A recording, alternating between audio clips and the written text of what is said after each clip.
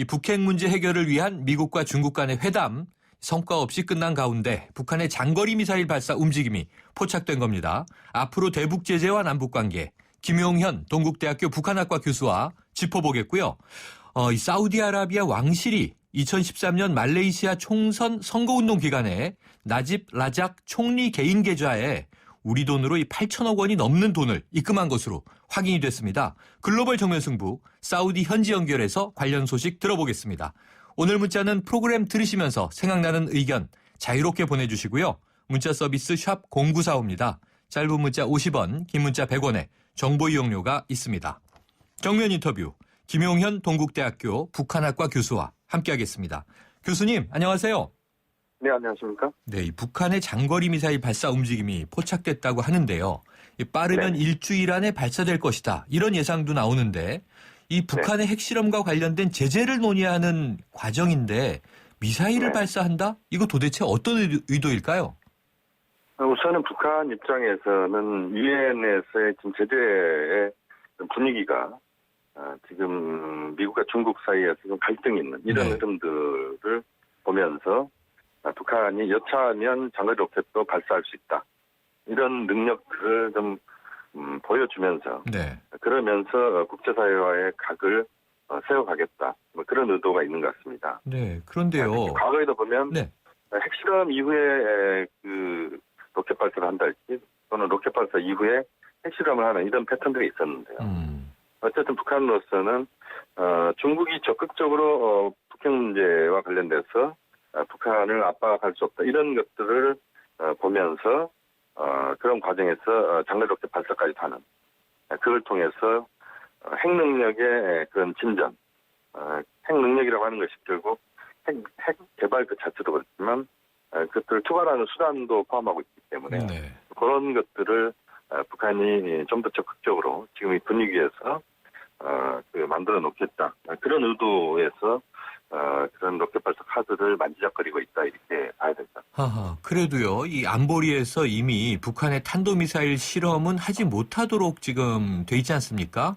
그럼 이 새로운 미사일을 또 발사하게 된다면 제재는 더 가해지게 되는 거고 북한도 불리해지는 거 아닌가요? 사실 그런 측면이 분명히 있습니다. 왜냐하면 북한이 장거리 로켓 발사할 경우에 유엔 안보리가 또 소집이 돼서 그러면서 북한에 대한 제재 강도가 높아질 수밖에 없다 이렇게 봐야 될 것 같습니다.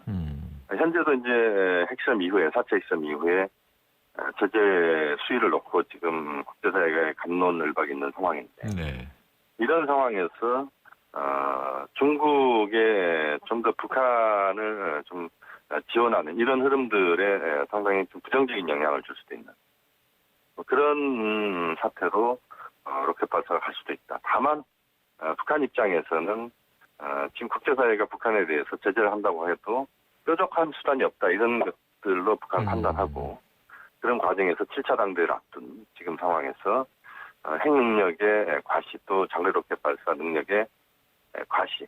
그것은 결국 대륙간 탄도 미사일이다 이렇게 봐야 되는데요.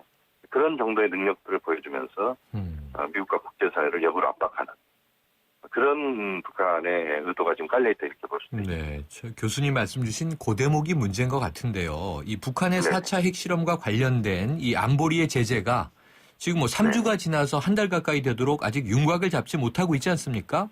그러니까 어제 이 미국의 존 케리 국무장관 그리고 중국의 왕이 외교부장이 만나기는 했지만 결국 의견 차이를 좁히지 못한 거죠? 그렇습니다. 지금 말씀하신 것처럼 이견이 상당히 크다 이것을 확인한 그런 만남이었다 이렇게 봐야 됩니다. 사실 이 부분은 충분히 예상됐던 부분이었습니다. 다시 말씀드리면 중국 입장에서는 북핵 문제와 관련돼서 국제사회가 요구하는 그런 제재 예를 들면 뭐 중요 중단이랄지 공급 중단이랄지 또는 북한과의 무역 관련된 부분에서 예를 들면 북한의 원자재 또는 지하자원의 중국 수입 중단이랄지 이런 부분들을 미국과 국제사회가 요구하는 부분이 있습니다만 중국 입장에서는 그렇게 될 경우에 북한을 너무 코너로 몬다. 이게 북한에 대한 중국 입장입니다. 또 하나는 이제 그런 과정에서 연영성이나 길림성의 북한 접경 지역에 중국 경제에 많은 또 휘청거리는 상황들을 만들어낼 수도 있다. 이런 것들도 중국은 상당히 그 자신들의 행복, 보폭을 제약하는 요인이다. 이렇게 지금 보고 있는 것 같습니다. 그러니까 지금 말씀하신 대로 이 미국하고 중국이 거의 뭐 갈등을 네네. 공개적으로 표출하고 있는 상황이 북한의 그렇습니다. 오판을 자꾸 만들어내는 것 같은데요. 그럼 중국은 왜 이렇게 북한에 대한 제재에 부정적인 거고요? 또 이 네네. 북한이 핵을 갖는다고 하는 것이 중국에게도 큰 부담이 되지는 않을까요? 그렇습니다. 사실 말씀하신 것처럼 북한 핵 보유는 중국도 결사적으로 반대한다. 이렇게 좀 봐야 됩니다. 네. 다만 이제 중국 입장에서는 북한을 코너로만 몰았을 때 핵 문제가 해결될 수 있느냐는 부분입니다. 네. 지금 미국이나 일본, 한국 입장은 북한을 지금 완전히 지금 코너로 몰자는 입장이다 이렇게 네. 봐야 되는데 중국은 그런 식으로 해서 북핵 문제가 해결되기 어렵다. 이란 사례와 북한은 많이 다르다 이렇게 중국은 보고 있는 것 같고요. 어쨌든 대화를 통한 해결 여기에 지금 중국, 러시아가 방점을 두고 있다 이렇게 본다면 아직까지는 물론 북한의 장거리 로켓 발사가 이루어지면 또 좀 상황이 좀 바뀔 수도 있습니다만 네. 어쨌든 지금 상황에서 북한, 중국, 러시아의 입장 그다음에 한미일의 입장이 맞서는 또는 중국, 러시아의 입장과 한미일의 입장이 북핵 문제에 대해서 지금 제대로 공조하기에는 네. 입장차가 큰 이 부분이 현재 가장 큰 그 북한을 코너로 모는 부분이랄지 또는 대화를 통한 부분이랄지 이런 부분에서 접점이 지금 나오지 않고 있다 이렇게 볼 수가 있습니다. 네. 그래서 만약에 이제 국제적인 제재가 공조를 이루지 네네. 못하고 지금 이제 중국의 네. 미온적인 반응 때문에 삐그덕거리면 이런 와중에 네. 북한이 이제 장거리 미사일을 발사하게 되면요. 교수님 잠깐 네. 이제 지적해 주신 대로 그럼 중국의 태도 변할 것으로 보십니까? 근본적인 변화는 그렇게 기대하기 좀 어려운 것 아니냐 하는 어렵다. 생각입니다. 네.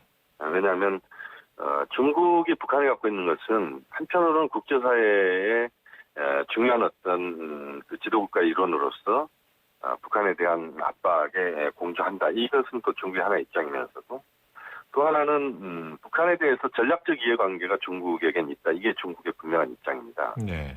그러니까 북한을 완전히 코너로 몰면서 북한을 완전히 세게 때리면서 북한을 그야말로 북한을 몰고 가는 이런 것들에 대한 부담이 중국은 늘 있다. 이게 기본적인 중국 입장이기 때문에 네.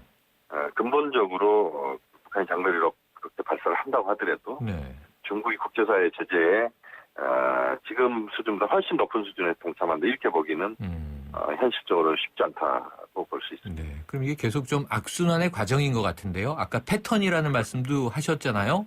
그럼 이제 네네. 핵실험했고 또 그럼 이제 네네. 장거리 미사일 발사 실험을 하고 그럼 그 이후에 네네. 또 추가 도발로 이어질 가능성 없을까요?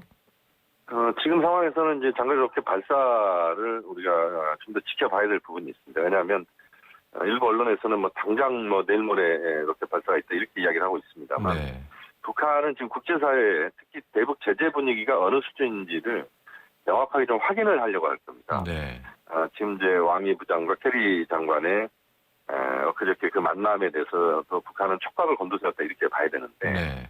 그러한 그 북중 관계 또는 미중 관계 또 전반적인 동북아시아 영내 국가들의 입장 이런 것들이 어떤 식으로 가고 있느냐를 명확하게 객관적으로 북한은 판단하면서 그러면서 수를 둘 가능성이 있다. 그렇게 본다면 북한의 로켓 발사 이 부분은 할 수도 있지만 또 한편으로는 그 국제사회 제재랄지 지금 로켓 발사 핵실험 이후에 북한에 가해지고 있는 여러 가지 그런 국제사회의 압박 이런 것들을 좀 지켜보면서 네. 북한이 그 행동에 나설 가능성이 있다. 그렇게 볼 수도 있겠습니다. 뭐 지켜보기만 해야 되니까 답답한데요. 이 미국이 그렇습니다. 가장 적극적이어서 이 사드의 한국 배치 문제하고요. 그다음에 세컨더리 네. 보이콧 제재 나오지 않았습니까? 이걸 네. 좀 미국 주도로 본격 추진하게 되면 이 북한에 대해서 어떤 효과를 볼 수 있을 것으로 판단하세요? 세컨더리 보이콧은 분명히 효과가 분명히 있습니다. 네. 다만 이제 문제는 뭐냐면 이 두 가지 사안에 대해서 중국이 매우 부정적으로 입장을 보이고 있다는 겁니다. 네. 왜냐하면 사드 배치는 결국 중국은 중국 겨냥용이다 이렇게 아하. 보고 있고요. 네. 세컨더리 보이콧도 사실 북한 경제를 완전히 거의 대부분에 있어서는 거의 마비시킨다 이렇게 봐야 되는데요. 그런 정도까지 가게 되면 중국 경제, 특히 그 동북지방의 경제에도 영향을 네. 주고 또 중국 입장에서 이렇게까지 몰아갔을 때 북한의 그런 또 다른 네. 막다른 골목으로 몰고 갔을 때 북한의 반발 이런 것들까지 북한에 대해서 중국은 판단한다 이렇게 보면 네. 복잡한 사실 문제군요. 두 가지는 그렇게 쉬운 것은 아니다고 봅니다. 네, 알겠습니다, 교수님. 오늘 말씀 여기까지 듣겠습니다. 감사합니다. 네, 고맙습니다. 지금까지 김용현 동국대학교 북한학과 교수였습니다.